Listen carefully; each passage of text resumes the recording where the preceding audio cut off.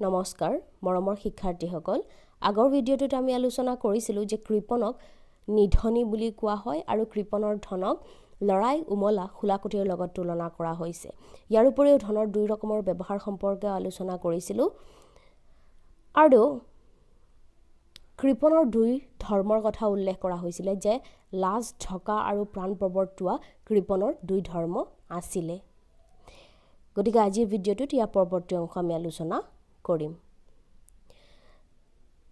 যে কৃপণ লোকসকলে ভাবে যে তেওঁলোকে কেৱল দুটা কাৰণতহে লাজ ঢকা আৰু প্ৰাণ প্ৰৱৰ্তোৱাৰ কাৰণে ধন খৰচ কৰে আৰু বাকি ক্ষেত্ৰ অৰ্থহীন বুলি ভাবে হে লোকৰ উপকাৰৰ অৰ্থেও ধন খৰচ কৰাটো তেওঁলোকে যদি ধন খৰচ কৰিবলগীয়া হয় তেওঁলোকে অত্যাচাৰ যেন ভোগ কৰে উৎসৱত ধন ভাঙিলে তাৰ বিবেচনাত উদ্ভণ্ডালি কৰা বা উভত গুৰে নচা হয় অৰ্থাৎ উৎসৱৰ সময়ত আমি প্ৰত্যেকেই নতুন কাপোৰ হনে সাজপাৰ পিন্ধো কিন্তু সেই উৎসৱৰ সময়তো বছৰৰ এক নিৰ্দিষ্ট সময়তো যেতিয়া ধন তথা কাপোৰ কানি পিন্ধিবলগীয়া হয় ধন খৰচ কৰিবলগীয়া ভাঙিবলগীয়া হয় সেই সময়তো কৃপণ লোকসকলে ভাবে যে এইটো উদ্ভণ্ডালি কৰা হয় বা উভত গুৰে নচা হয় লৰা তিৰোতা কৃপণৰ মানত ধনতকৈ হীন চোৱা কৃপণ লোকসকল কিমান জঘন্য হয় যে লৰা তিৰোতাসকল তেওঁৰ নিজৰ পত্নী লৰা ছোৱালীও ধনৰ আগত হীন হৈ পৰে সি নিজে যেন খৰচৰ ভয়ত ধন বান্ধি থৈ দুখ ভোগ কৰে তাৰ লৰা ছোৱালীকো সেইদৰে খাৱন খুৱনত দুখ দিয়ে চোৱা সেই কৃপণ লোকসকলে নিজেতো কষ্ট কৰেই নিজৰ লগতে নিজৰ লৰা ছোৱালী পৰিয়ালবৰ্গকো পৰিয়ালবৰ্গটো দুখ দিয়ে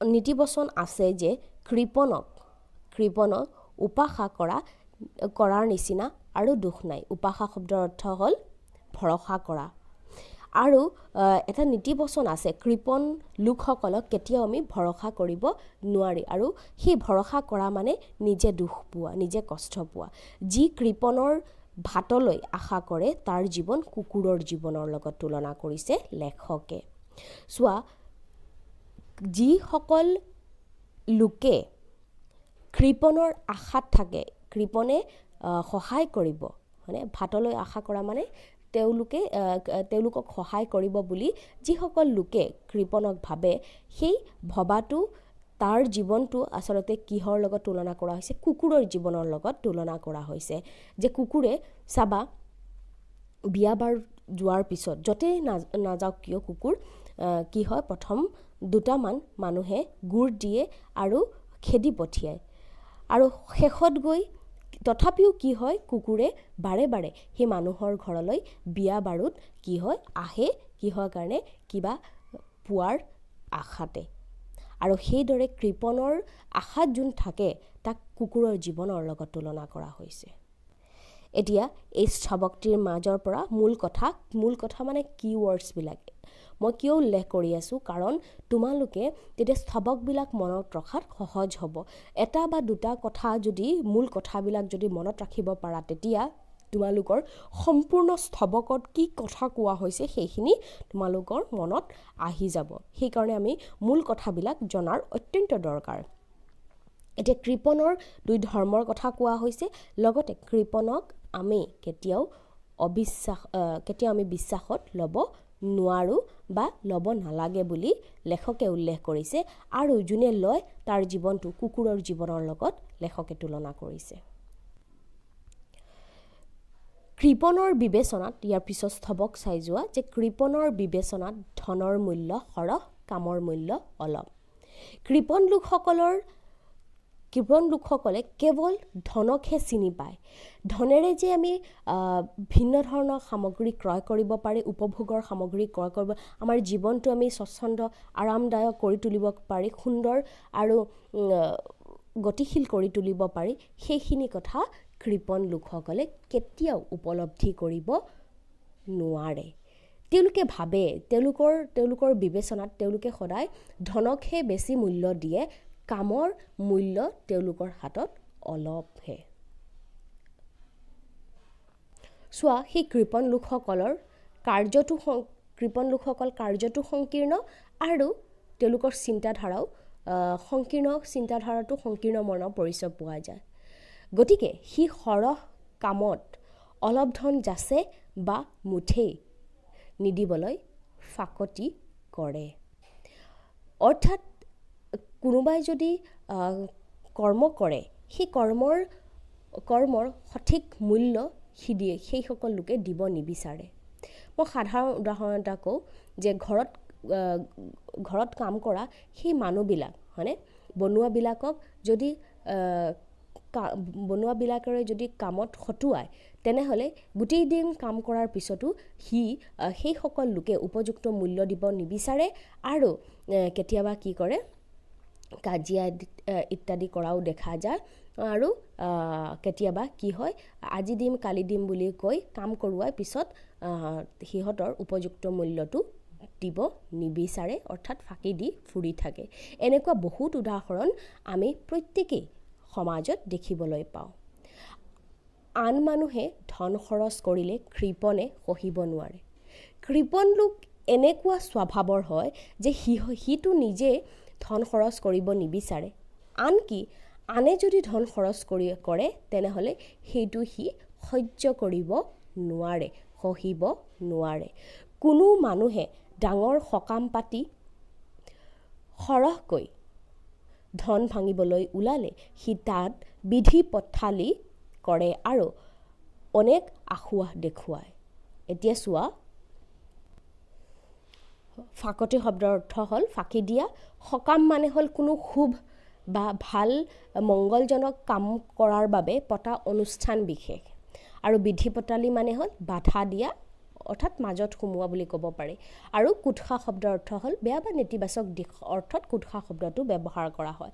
এতিয়া এই কৃপণ লোকসকলে আনৰ ধন খৰচ কৰাটো সহ্য কৰিব নোৱাৰে আৰু ডাঙৰ সকাম যদি পতা হয়, কিবা ভাল কামৰ কাৰণে যদি কোনো অনুষ্ঠান আদি পতা হয়, সেই অনুষ্ঠানত ধন যদি কোনোবাই বেছিকৈ খৰচ কৰে, সৰহকৈ ধন যদি খৰচ কৰিবলৈ ওলায়, সি তাত বিধি পথালি কৰে। অৰ্থাৎ সেইবিলাকৰ মাজত আহিব, মানে বাধা দিব যে ধন খৰচ নকৰিবা, আৰু ভিন্ন ধৰণৰ উদাহৰণ সি অযথা উদাহৰণবিলাক সিহঁতৰ আগত উপস্থাপন কৰিব যে ধন খৰচ নকৰিবৰ কাৰণে। এইবিলাক উপায়েৰে কামত বাধা দিব নোৱাৰিলে এটা মিছা কথা উলিয়াই তাৰ কুৎসা ৰটনা কৰে। আৰু এইবিলাকৰেই যদি সি বাধা দিব নোৱাৰে সেই ব্যক্তিসকলক, তেনেহ'লে সি কি কৰে, কুৎসা ৰটনা কৰে। অৰ্থাৎ সেই বেয়া কথাবিলাক কৈ ফুৰে আৰু ভিন্ন অভিযোগ দাখিল কৰে বুলি ক'ব পাৰি। এই শ্ৰেণীৰ কৃপণৰ সজ অসজ দুয়োবিধ বৃত্তিৰ বল কমি যায়, কিয়নো অলপ অচৰপ ধন খৰচ নকৰিলে সজ অসজৰ কোনো বৃত্তিকেই চৰিতাৰ্থ কৰিব নোৱাৰি। অৰ্থাৎ এই কৃপণ লোকসকলক এনেকুৱা স্বভাৱৰ যে সিহঁতৰ সজ আৰু অসজ দুয়োটা আমি ধৰিব নোৱাৰি। কাৰণ সজৰ কাৰণে কিয়নো অলপ অচৰপ ধন খৰচ নকৰিলে সজ অসজ সেই কথাটো আমি ধৰিব নোৱাৰি, চৰিতাৰ্থ কৰিব নোৱাৰি। গতিকে সেই কৃপণ লোকসকলক সজ অসজ দুয়োবিধ বৃত্তি বল কমি যায় বুলি লেখকে উল্লেখ কৰিছে। দয়াবৃত্তি ফলাব লাগিলে অলপ ধনো লাগে। এতিয়া চোৱা, দয়াবৃত্তি ফলাব লাগিলে অলপ ধনো লাগে আৰু অহংকাৰ বা লোভ ফলাব লাগিলেও অলপ ধন লাগে। দয়াবৃত্তি মানে কি? এতিয়া সেই কৃপণ লোকসকলে নিজকে যে দয়ালু বুলি ক'ব, হয়নে, নিজকে দয়ালু বুলি ক'ব, সেই ভাৱটো প্ৰকাশ কৰিবৰ কাৰণে কি কৰিব লাগিব? সেই কৃপণ লোকসকলে দৰিদ্ৰ লোকসকলক বা তেনেকুৱা লোকসকলক দান দক্ষিণা দিব লাগিব। দান দক্ষিণা দিয়া মানে কি? ধনেৰে সাহাৰ্য প্ৰদান কৰা, আৰু তাতো কি লাগে? ধন খৰচ হ'বই। গতিকে সেইটো নিজকে দয়ালু বুলি বেলেগৰ আগত উপস্থাপন কৰাটো তেওঁলোকৰ পক্ষে অসম্ভৱ, কাৰণ তাতো কি লাগে, ধন খৰচ কৰিবলগীয়া হয়, যিটো কোনো পক্ষেই কৃপণ লোকসকলে কৰিব নিবিচাৰে। ইয়াৰ উপৰি অহংকাৰ বা লোভ ফলাব লাগিলেও অলপ ধন লাগে। এতিয়া নিজকে ডাঙৰ মানুহ, মানে মই সমাজত ধনী ব্যক্তি, সেইবিলাক দিশ দেখুওৱা লোকৰ আগত উপস্থাপন কৰাৰ কাৰণেও আমাৰ কি লাগিব, ধন সম্পদ লাগিব। এতিয়া নিজকে ধনী বুলি সমাজৰ উচ্চ আধ্যবন্ত শ্ৰেণীৰ লোক বুলি বেলেগক দেখুৱাবৰ কাৰণে কি লাগিব, সেই লোকসকলৰ অন্ততঃ গাড়ী এখন লাগিব, ভাল ঘৰ এখন লাগিব, ভাল কাপোৰ কানি পিন্ধিব লাগিব, আৰু তাত কি আছে, ধন খৰচ আছে। গতিকে এই দুয়োটা কাৰ্যৰ কোনোটোতো কি নাই, আমাৰ কৃপণ লোকসকল নাই। এনেকুৱা নিৰ্মম বুলি ক'ব পাৰি, অৰ্থাৎ এনেকুৱা জঘন্য স্বভাৱৰ ব্যক্তি সেই কৃপণ লোকসকল হয়। কৃপণ আৰু এক শ্ৰেণীৰ আছে, চোৱা, কৃপণ আৰু এক শ্ৰেণীৰ আছে বুলি উল্লেখ কৰা হৈছে। এক শ্ৰেণীৰ কৃপণ আছে যোনে খৰচ কৰিব নিবিচাৰে। আন এক শ্ৰেণীৰ কৃপণৰ কথা লেখকে উল্লেখ কৰিছে। সিহঁতৰ সজ বৃত্তিবোৰৰ তেজ কমি গ'লে অসজ বৃত্তিবোৰ প্ৰবল থাকে, আৰু সেই অসজ বৃত্তিবোৰে সিহঁতে আনৰ খৰচত সন্তুষ্ট কৰিবলৈ সদায় যত্ন কৰে। চোৱা, সিহঁত আৰু জঘন্য যে সিহঁতৰ যিবিলাক অসজ বৃত্তিবিলাক আছে, সেই অসজ বৃত্তিৰে তেওঁলোকে সদায় ভাবে যে তেওঁলোকৰ নিজৰ যিখিনি খৰচ আছে, আনৰ খৰচৰ ওপৰতে সন্তুষ্ট, নিজৰ যিখিনি কৰিবলগীয়া আছে সেইখিনি কৰি সন্তুষ্ট লাভ কৰিব বিচাৰে। অৰ্থাৎ পৰজীৱী প্ৰাণী বুলি ক'ব পাৰি, অৰ্থাৎ বেলেগৰ ওপৰত নিৰ্ভৰ কৰি সিহঁতে নিজৰ ইচ্ছা আকাংক্ষাবিলাক পূৰণ কৰিব বিচাৰে, য'ত নেকি সিহঁতৰ নিজৰো টকা পইচা ধন সম্পত্তি আছে, নিজেও সেইখিনি কাম কৰিব পাৰে, কিন্তু সিহঁতে সেইখিনি নকৰি বেলেগৰ ওপৰত নিৰ্ভৰ কৰিহে, বেলেগৰ হতুৱাইহে সেই কামবিলাক কৰি সন্তুষ্টি লাভ কৰে। এনেকুৱা বহুতো লোক তোমালোকৰ জীৱনত দেখা পাইছা বা লগ পাইছা। ভাল বস্তু খাবলৈ সিহঁতৰ বৰ অভিলাষ, ভাল বস্তু সিহঁতেও ভাল পায় খাবলৈ, কিন্তু নিজৰ ধন খৰচ কৰি ভাল বস্তু কেতিয়াও নাখায়। অলপ হাঁহি উঠিবলগীয়াও কথা হয় যে সঁচাকৈ সমাজত তেনেকুৱা ধৰণৰ ব্যক্তি থকা দেখা যায়, যে সিহঁতৰ ভাল বস্তু, ভাল খোৱা লোৱা, পিন্ধন উৰণ, মানে ঘূৰা ফুৰা ইত্যাদি সিহঁতেও ভাল পায়, সেই কৃপণ লোকসকলেও। এই শ্ৰেণীৰ কৃপণৰ কথা কোৱা হৈছে, কিন্তু সিহঁতে নিজৰ ধন খৰচ কৰি সেইবিলাক কৰিব নিবিচাৰে। বেলেগৰ ধনৰ ওপৰত ভিত্তি কৰি নিৰ্ভৰ কৰিহে, বেলেগৰ ওপৰত নিৰ্ভৰ কৰিহে তেওঁলোকে সেই কামবিলাক তেওঁলোকে কৰে, কিন্তু নিজৰ ধন খৰচ কৰি ভাল বস্তু কেতিয়াও নাখায়। চাবা, যদি নিজৰ ধন খৰচ কৰি, নিজৰ টকা খৰচ কৰি কিবা খাবলগীয়া হয়, তেনেহ'লে সেই পৰঠাটোকেই হোটেলত গৈ সেই পৰঠাটোকেই খাব, কিন্তু বেলেগৰ লগত যদি যায় তেতিয়া সি নিজকে এনেকুৱা ধৰণৰ দেখুৱাব যে মই কেতিয়াও পৰঠা নাখাওঁ, মইতো সদায় এই ফাষ্ট ফুডবিলাক, চাওমিন, ইয়াৰ পিছত চিকেন ললিপপ, সেইবিলাকহে খাই ভাল পাওঁ। গতিকে তাৰ খোৱাটো অভিলাষ হয়, ভাল খোৱা পিন্ধনটো অভিলাষ হয়, কিন্তু সি বেলেগৰ হতুৱাই সেইবিলাক কৰি ভাল পায় তথা নিজৰ ইচ্ছাবিলাক পূৰণ কৰে। আৰু এইবিলাক লোক সঁচাকৈ ভয়ংকৰ হয়, তাৰ পৰা আমি সদায় বাচি চলিব লাগে। নিজৰ ঘৰত সিহঁতৰ সদায় শাক ভাতৰ ব্যৱস্থা, কিন্তু লোকৰ ঘৰত উপাদেয় বস্তু নহ'লে ভোজ নকৰে। চোৱা, নিজৰ ঘৰত সিহঁতে শাক ভাত খায়, মানে শাক ভাতেৰে কোনোমতে চলিলেই হ'ল, তেনেকুৱা স্বভাৱৰ থাকে, কিন্তু লোকৰ ঘৰত অৰ্থাৎ বেলেগৰ ঘৰত গ'লে উপাদেয় অৰ্থাৎ খোৱাৰ ভাল ভাল বস্তু, উপাদেয় বস্তু নহ'লে, ভাল বস্তু নহ'লে সি ভোজনো কৰিব নিবিচাৰে। নিজৰ ঘৰত সদায় এখন আঞ্জা, লোকৰ ঘৰত 5খন বিচাৰে। চোৱা কিমান জঘন্য হয় সেই লোকসকল, যে নিজৰ ঘৰত এখন আঞ্জাৰে সি ভাত খাই দিয়ে, কিন্তু বেলেগৰ ঘৰত গ'লে 5খন নহ'লে সি ভাতৰ স্থানতো বহিব নিবিচাৰে। নিজৰ কামত খোজ কাঢ়ি এদিনৰ বাট যায়, লোকৰ কামত বাহন নহ'লে এখোজো নলৰে। নিজৰ কামৰ কাৰণে খোজকাঢ়ি যাব। খোজকাঢ়ি কিয় যাব? কাৰণ তাৰ টকা পইচা খৰচ হ'ব, হয়নে? গাড়ীত উঠিলে বা ৰিক্সাত উঠিলে টকা পইচা খৰচ হ'ব। কিন্তু লোকৰ কামত যদি সি যায়, তেনেহ'লে সি নিজকে এনেকুৱা ধৰণৰ দেখুৱাব যে সি মন্ত্ৰী মিনিষ্টাৰৰ কি হয়, ল'ৰা হয় বা ছোৱালী হয়। গতিকে তাৰ গাড়ী নহ'লে সি এখোজো নাকাঢ়ে। মুঠ কথা, লোকৰ ওপৰ পালে সিহঁতে ভালৰো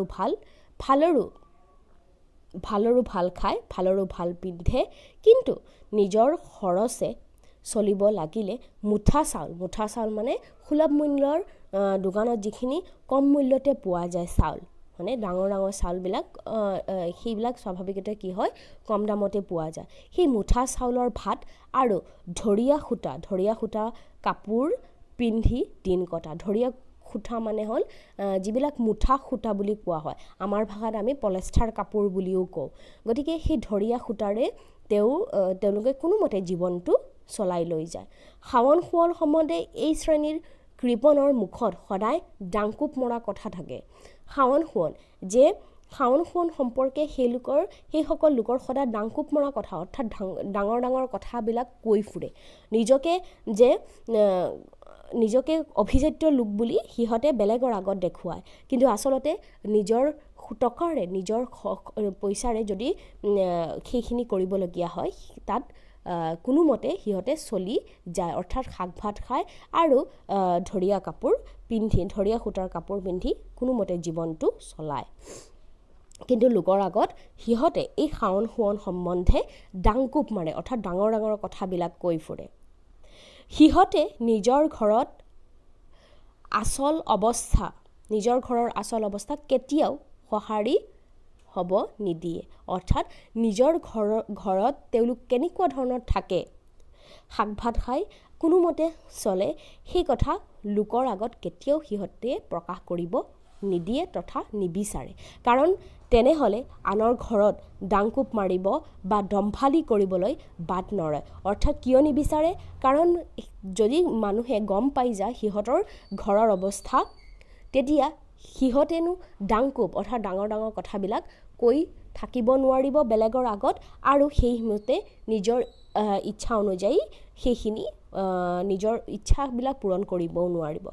ঘৰত খাৰণীৰে ভাত খাই বাজত ঘিউ বাখ্যা কৰা মানুহ এই পৃথিৱীত বহুত আছে।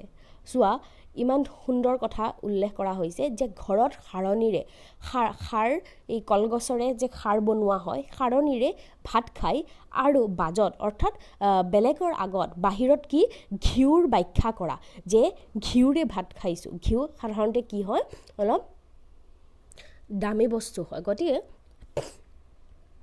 ঘিউৰ বাখ্যা কৰা, অৰ্থাৎ ঘৰত যদি শাক ভাত খায় বেলেগৰ আগত বাহিৰত গৈ নিজকে এনেকুৱা দেখুৱাব যে সিহঁতে মাছে মাংসই খাই আহিছে। এনেকুৱা স্বভাৱৰ লোক এই পৃথিৱীত বহুত আছে, আৰু তোমালোকেও চাগে বহুতেই তেনেকুৱা ধৰণৰ মানুহক লগ পাইছা। সিহঁতৰ বাজত ফাল বিতোপন, কিন্তু ভিতৰৰ ফালে কুন্ধচ। অৰ্থাৎ এষাৰ কথা ক'ব পাৰি যে বাহিৰে ৰংচং ভিতৰে কোৱা ভাতৰি। তেনেকুৱা ধৰণৰ যে বাহিৰত ৰংচঙীয়া ইমান সুন্দৰ, কিন্তু ভিতৰত কি আছে? কুন্ধচ শব্দৰ অৰ্থ হ'ল যে দেখিবলৈ বেয়া। তেওঁলোকে বাহিৰত কেৱল শ্বফ বুলি ক'ব পাৰি, বাহিৰত কেৱল দেখুৱাই থাকে, ভিতৰত একো নাই। যে বাজত বৰচুৰীয়া ফেৰ, ভিতৰত ঢকুৱাৰ বেৰ। বাজত বৰচুৰীয়াৰ ফেৰ মানে বাহিৰত বৰচুৰীয়া, আমাৰ অসমীয়া সমাজত বৰচুৰীয়া, আমাৰ ডাঙৰ মানুহে বৰচুৰীয়া পিন্ধে তথা উচ্চ বংশৰ মানুহে বৰচুৰীয়া পিন্ধে। সেয়ে বৰচুৰীয়া পিন্ধাৰ ভিতৰত ঢকুৱাৰ বেৰ মানে ঢকুৱাৰে বেৰ দিয়া বাৰীৰ কথা উল্লেখ কৰা হৈছে যে বাৰীত একো নাই কিন্তু বাহিৰত বৰচুৰীয়া পিন্ধি নিজকে এনেকুৱা দেখুৱায় যে আমি উচ্চ বংশৰ মানুহ, আমি অভিজাত শ্ৰেণীৰ মানুহ, আমি ধনিক শ্ৰেণীৰ মানুহ, গতিকে আমি এনেকুৱা ধৰণৰ নচলোঁ, আমি এনেকুৱা ধৰণৰহে চলোঁ। আচলতে সেইখিনি হ'ল ডাংকুপ মৰা কথা। এই ফকৰাটো যদি মানুহে অকল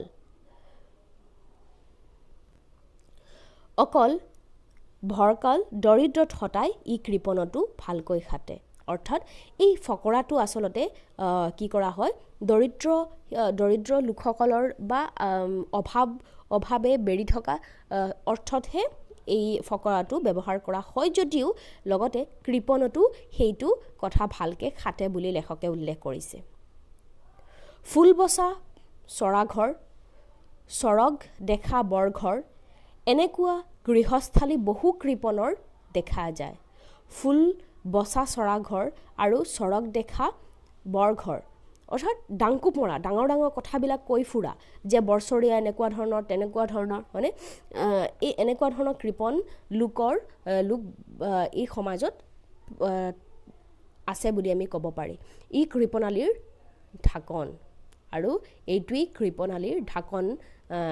এইটোৰে সিহঁতে কি কৰে, নিজৰ প্ৰকৃত অৱস্থা লুকাই ৰাখে আৰু বেলেগৰ সন্মুখত কেৱল ডাংকুপ মাৰিহে থাকে।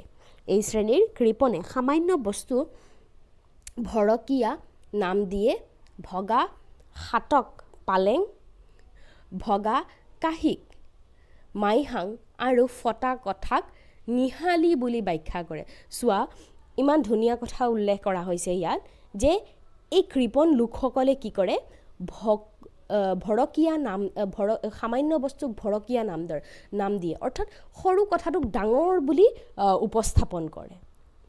ভঙা হাতক পালেং বুলি কয়। হাত বুজি পাইছা, পীৰা বুলি ক'ব পাৰি। ভঙা হাতক বা পীৰাক পালেং বুলি কয়। ভঙা কাঁহীক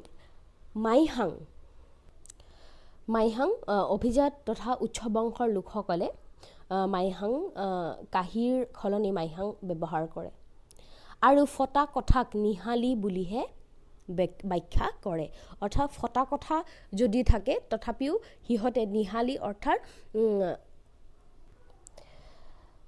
ঠাণ্ডা তথা শীতৰ পৰা ৰক্ষা পাবৰ কাৰণে যিটো সুন্দৰ কথাৰ কথা ইয়াত উল্লেখ কৰা হৈছে, আৰু সেই ফটা কথাক সিহঁতে নিহালি বুলি উল্লেখ, অৰ্থাৎ সৰু কথাটোক ডাঙৰ বুলি সিহঁতে বেলেগৰ আগত উপস্থাপন কৰে আৰু ডাংকুপ মাৰে। এইটো স্বভাৱ এক শ্ৰেণীৰ কৃপণৰ আছে বুলি লেখকে পাঠ্যক্ৰমত সুন্দৰভাৱে উপস্থাপন কৰিছে। আশা কৰোঁ ছাত্ৰসকল তোমালোকে ভালকৈ বুজি পাইছা, আৰু ইয়াৰ পৰৱৰ্তী ভিডিঅ'ত আমি বাকীখিনি কথা পুংখানুপুংখভাৱে আলোচনা কৰিম। গতিকে আজিলৈ ইমানতে, ধন্যবাদ।